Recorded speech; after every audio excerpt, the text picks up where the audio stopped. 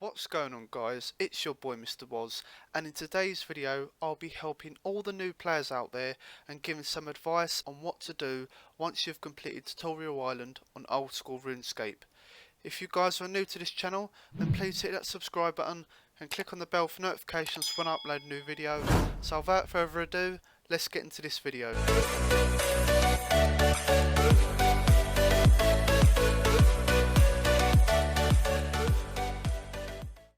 Okay guys, so once you've created your account for the very first time, you're going to get this come up, and it's going to make you choose a display name. So pick a name wisely, don't rush into it. If this is going to be your one and only account and you want to sort of make good progress on this, and think of a really good name. And once you've done that, it's very easy, the tutorial, and it tells you exactly what to do. It's got some arrows and it gives you some descriptions in the box just here on what to do. Like I said, it's very simple. It shouldn't take you any longer than 5 or 10 minutes. But yeah, once you've done that, I'm going to fast forward.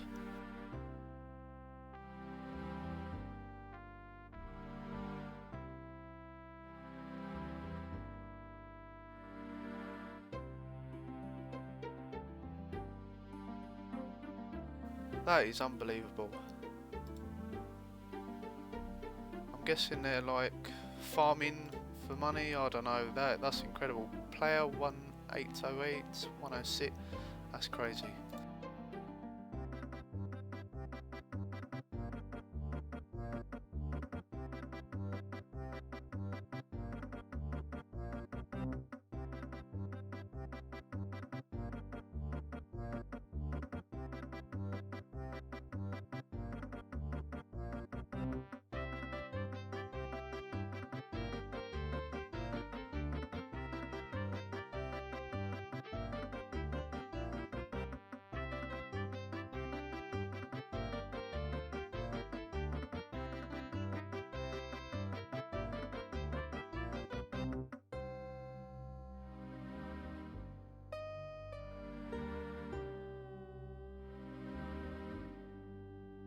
Okay, so immediately after completing Tutorial Island, you'll be spawned by Lumbridge Castle, where I'm at now, with an inventory of basic supplies. Now, it is recommended that you go inside the castle and up these stairs to the top floor and deposit everything into your bank. And I'm just going to show you where that is now. So you right click and climb up, and you've got your bank there. Now, one thing I would set up straight away is a bank pin. So just in case, you know, because there's a lot of hackers out there, you know, and having a bank pin just gives that extra bit of security. As you can see, there's 25 GP they've generously put into your bank account, your bank, should we say. So all you've got to do to deposit everything is click on this button here, deposit inventory, and it deposits everything. So what we're going to do is set up a bank pin. So you're going to talk to any of these bankers. So you click on to talk to, follow the dialogue, and you want to click on I'd like to change my pin settings, and you want to click here set a pin and put the top one, and then all you've got to do is type in or click on like a bank pin, whatever it is, 1 2 3 4, whatever it is. Obviously don't have that, but it's just an example. I'm not going to do it for now because I'm just doing a video for you guys, but once you've done that, I think you have to wait a few days for it to be set. So during that time you can just freely go into your bank without worrying about bank pins. But once you've set it, you just want to exit and just continue as normal. So the first thing I always do when I have a new account, and that is to complete the Stronghold of Security minigame. Now I've done a video on that if you want to check that out, and it could be easily done at level 3 as long as you have some food with you and you know where to go, etc. So if you want to watch that video and follow the guide, it's very simple. And completing this will give you the best in slot boots, so you get the fancy boots or the fighter's boots, I think that's how you say it.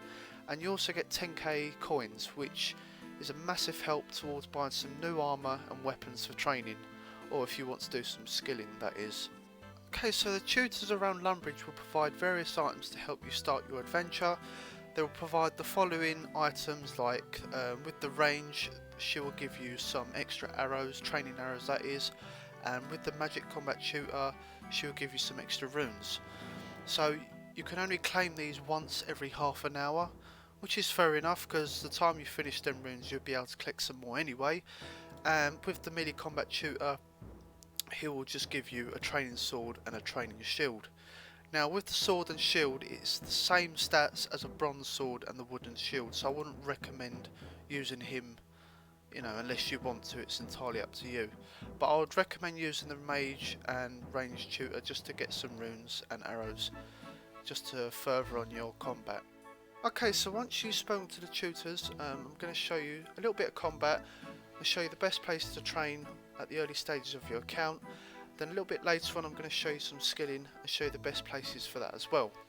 So we're going to start off with combat, and we've got 3 main monsters that we should be killing, and we've got the goblins, we've got the cows, and we've got the chickens.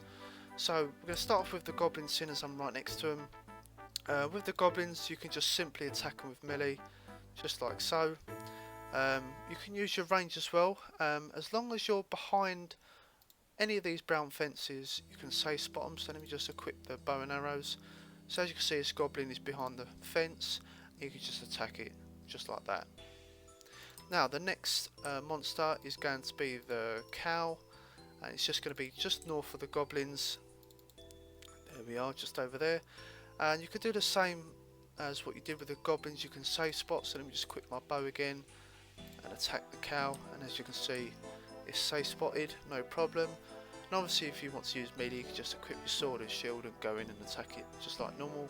But the difference between these and the goblins is they always drop the raw beef, which you're going to need to cook, and they drop bones as well as the goblins as well, of course, so you can use that for prayer experience.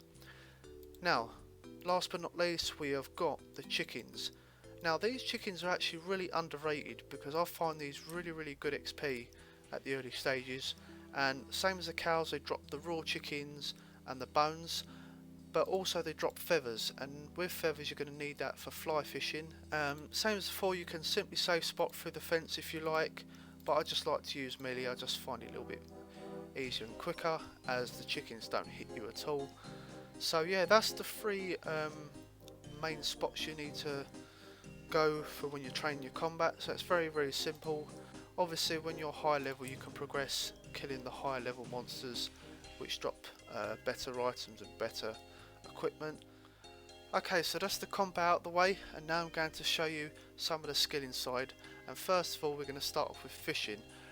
Now you can get your small fishing net out of the bank. You get that once you've finished your tutorial island, you get all your bits and pieces. And we are at the Lumbridge Swamp just here. Now it's very simple. Once you've teleported to Lumbridge, now you can use your home teleport, and by the way you can use that once every half an hour for free if you didn't know already. But once you're at Lumbridge you just want to follow the path all the way south until you get to where I am now, and just simply click on the fishing spot, and if this one disappears you've got a few just on the side of you. And once you get a full inventory of shrimps, you just want to drop them, and I wouldn't save them or bank them until you're at least level 20, because that's when we're going to start fly fishing, and that's where the feathers will come in handy from when you've been killing all those chickens. Also, another little tip is once you've got a full inventory of food, a lot of people just sort of right click drop, but there's a thing called shift clicking. So let me just pick these shrimps back up. Now all you've got to do is go into your options, then you want to click on controls, and you want to enable this option which is shift. So all you've got to do is hold shift, and as you can see it's come up with drop option, and you just want to left click and it drops just like that. Okay, so now I'm going to show you the fly fishing. Okay, so you're at the location where you're going to be doing some fly fishing, and I'm just going to show you on the minimap where I am now. And because you can't tell in, you're only level 3, you're going to have to start from Lumbridge.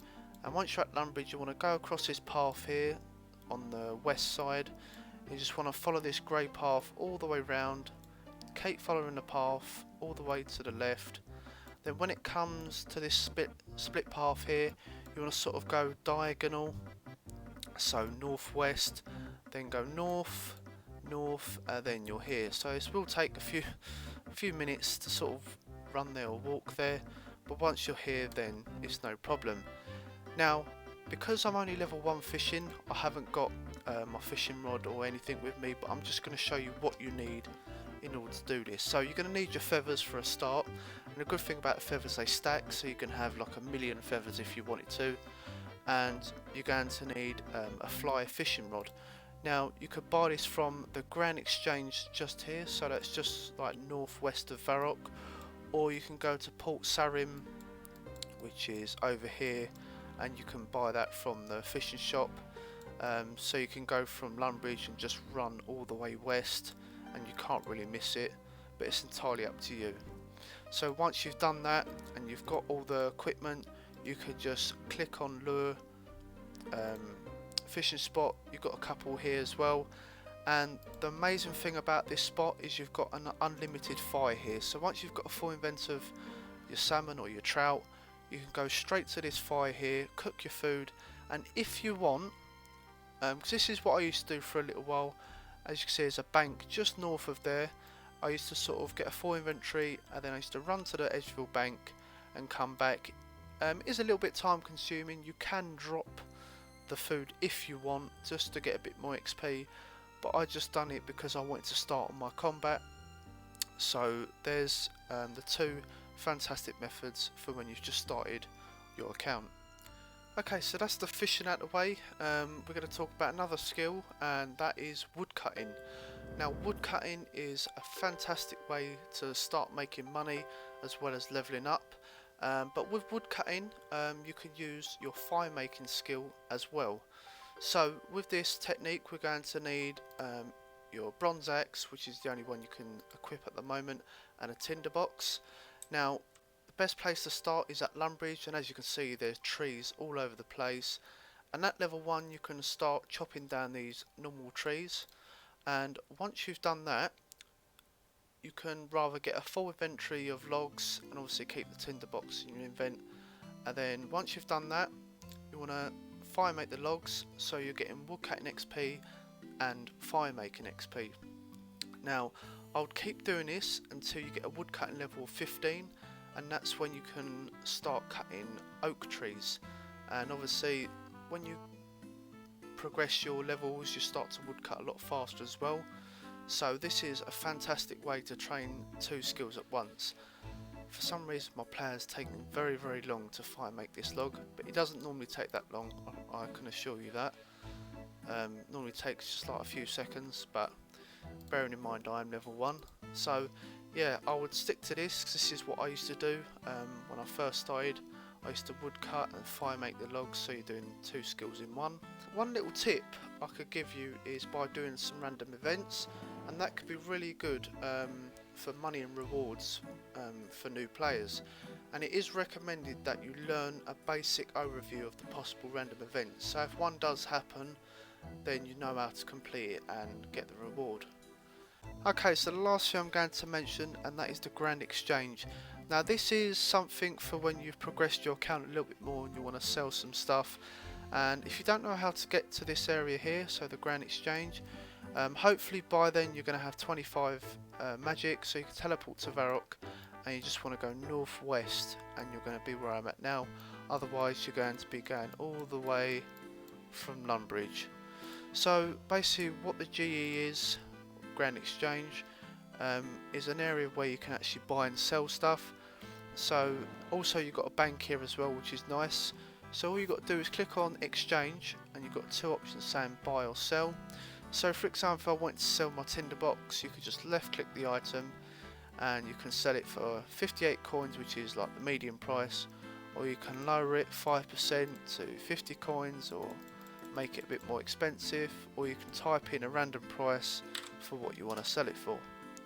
Then once you've done that, you can just click confirm, and if you have sold it, it will come up like this. So it'll come up with like the green line. If you haven't sold it, it'll come up with like a blank line, and that means you haven't sold it. And once you've done that, you click on the item, or you can just click collect and it goes into your invent, or you can right click it and then you can choose the option to deposit in your bank, which is quite handy. And obviously to buy something, so say if I want to buy the tinderbox back, you just type in a certain item, press it. If you want to spend a little bit more on it, like so, you can click confirm, and obviously if it hasn't sold like it has now, it's just come like a grey line or whatever it is. Sometimes you might have to wait a few minutes or so for it to buy, but if not, then you could just up the price, so say 100 coins. Okay, it still hasn't bought, but you get the idea. So yeah, that's pretty much all there is to say, guys. Obviously, for a level 3, like I said, it's not very fun at first. It is very boring. I think it's like most games. It is boring, but once you progress, it just becomes that little bit more fun. Okay, so now I'm going to give you a little overview of what I've been talking about so you can sort of understand what's been going on. So we started off with the combat. So like the best training spots would be like the chickens, the cows and goblins. They're the only 3 monsters that I would advise you to kill until you're a little bit higher level. And the skilling, you've got the wood cutting, what we've done, the fire making, the fishing and cooking. Obviously we just spoke about the grand exchange. The random events as well, make sure you do them and make sure you know what to do. And basically just try and enjoy the game, because I know it is boring, very boring at first, trying to grind for like silly little things, but once you progress your account you start to enjoy it a lot more, and hopefully stick around and stay on this game. Okay, so that's all there is to it, guys. Please leave some feedback like you always do in the comment section below. If you want me to do more videos like this, let me know. Like I said, your feedback helps a lot, so it gives me more ideas to do more videos. Like I said, I thought I'd do this just to help out players that have just started. So like I said, if you want me to do other videos on, say, what to do if you're level 10 or if you're level 30, just let me know. And yeah, that's all there is to it. So hopefully this video has helped. Until next time, I'll see you guys soon.